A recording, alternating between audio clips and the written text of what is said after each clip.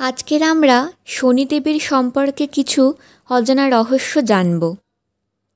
ভারতের এক বিখ্যাত মন্দির রয়েছে শনি শিংনাপুর। আজ থেকে ৩০০ বছর আগে মহারাষ্ট্রের এক গ্রামে বন্যা হয়। সেই গ্রামে একজন ভেড়া চড়াতো। সে একদিন ভেড়া নিয়ে পাশের নদীতে জল খাওয়াতে যায়। সে গিয়ে দেখে নদীর তীরে এক বিশাল কালো রঙের পাথর পড়ে আছে। সে ওই কালো পাথরটি তোলার চেষ্টা করে। সেই সময় ওই পাথর এসে একবার আঘাত করে। সাথে সাথে পাথরটি থেকে রক্ত বেরোতে থাকে। সে ঘরে চলে আসে। ওই দিন রাত্রে গ্রামের যে প্রধান, তার স্বপ্নে শনিদেব আসেন এবং বলেন, পাথরটি আমারই প্রতিরূপ। আমাকে গ্রামের প্রতিষ্ঠা করো, আমি এই গ্রাম রক্ষা করব। পরের দিন গ্রামের সবাই মিলে প্রধানের কথা মতো পাথরটি তুলে আনে ও স্থাপন করে। সেই থেকে ওই গ্রামের রক্ষক হলো শনিদেব। শনিদেব আরও বলেন, আমাকে যেখানে প্রতিষ্ঠা করবে সেখানে কোনো ছাদ বা ছাউনি দেবে না। যখন ইচ্ছা আমি পুরো গ্রামকে দেখতে পাব, বন্ধ ঘরের মধ্যে থাকব না। এরপর থেকে যতবার শনি মন্দিরের ওপরে ছাদ অথবা ছাউনি দেওয়ার চেষ্টা হয়েছে, কোনো না কোনো কারণে তা সম্ভব হয়ে ওঠেনি। আজও তা সফল হয়নি। সেই থেকে এই গ্রামের নাম শিংনাপুর। যেহেতু কর্মফল দেবতা স্বয়ং এই গ্রামের রক্ষাকর্তা, তাই এই গ্রামের কোনো ঘরে তালা লাগানো থাকে না। শনিদেবকে আমরা শনিদেবকে এত ভয় পাই কেন? তার আসল পরিচয় কি, আজকের আমরা জানব।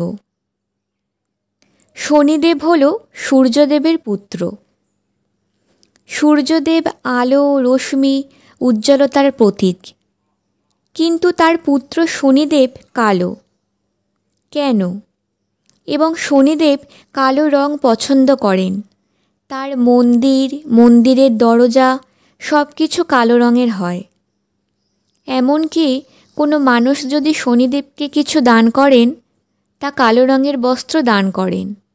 তা অত্যন্ত শুভ। সূর্যদেবের পত্নী ছিলেন সন্ধ্যা দেবী, যিনি দক্ষের কন্যা ছিলেন।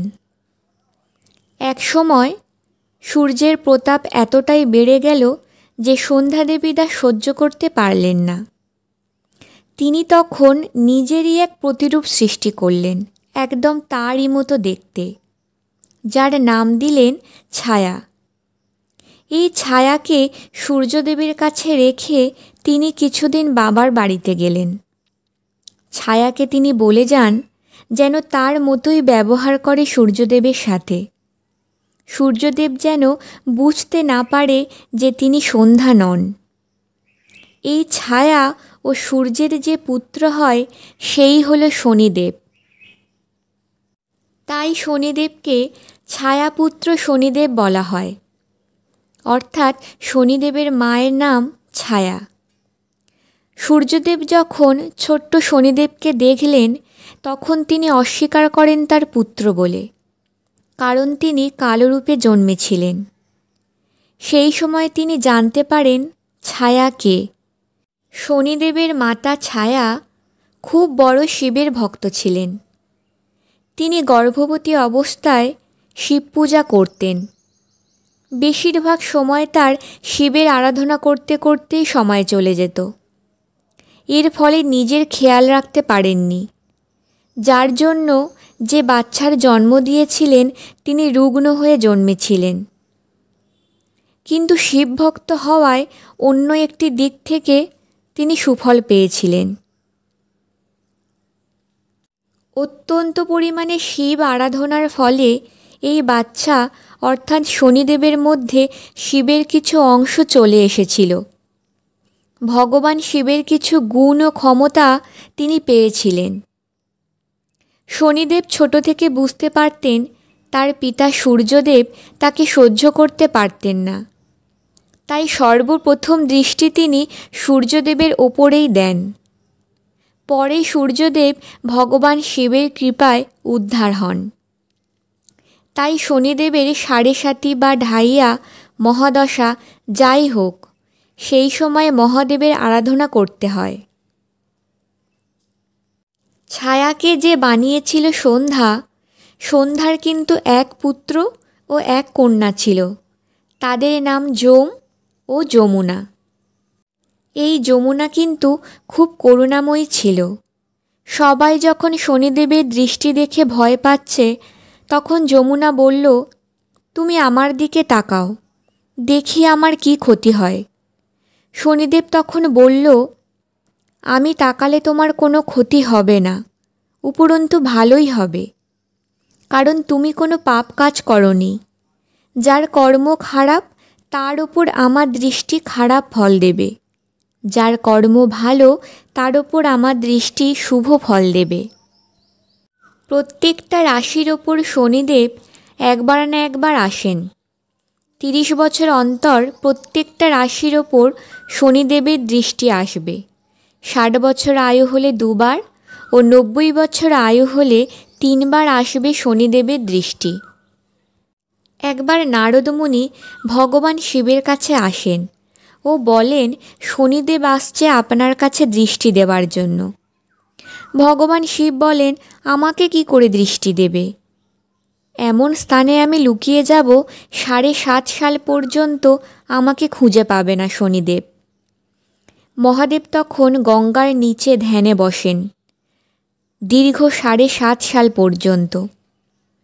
7.5 সাল পরে ফিরে এসে ভগবান শিব বলেন, এমন স্থানে আমি লুকিয়েছি, তুমি আমাকে খুঁজেই পেলে না শনিদেব।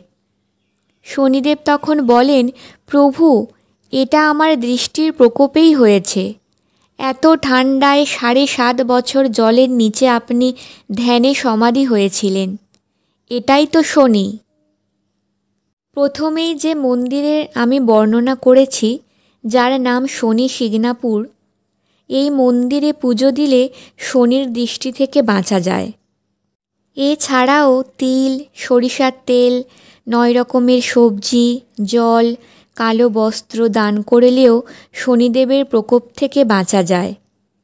বিশেষ করে দারিদ্র্য সেবা করলে শনিদেবের প্রকোপ কম হয়। প্রতি সোমবার শিবলিঙ্গে কালো তিল অর্পণ করলে শনিদেব তার প্রতি তুষ্ট হন। তবে শনিদেবের দেখে এতটাও ভয় পাওয়ার দরকার নেই। এর সমাধান আপনার হাতেই আছে, সেটা হলো কর্ম ভালো করা। কিন্তু বেশিরভাগ মানুষ সেটা করতেই ভুলে যায়। শনিদেবের সবচেয়ে বড় রেমেডি কর্মফল ভালো করা। তাহলে এত ভয় পাওয়ার দরকার হয় না, এত রেমেডিরও দরকার পড়ে না। তাই মননে, চিন্তনে, কর্মে নিজেকে শুদ্ধ রাখুন, স্বচ্ছ রাখুন এবং ভালো কর্ম করে যান। শনিদেব আপনার প্রতি তুষ্ট হবেনই। জয় শনিদেবের জয়।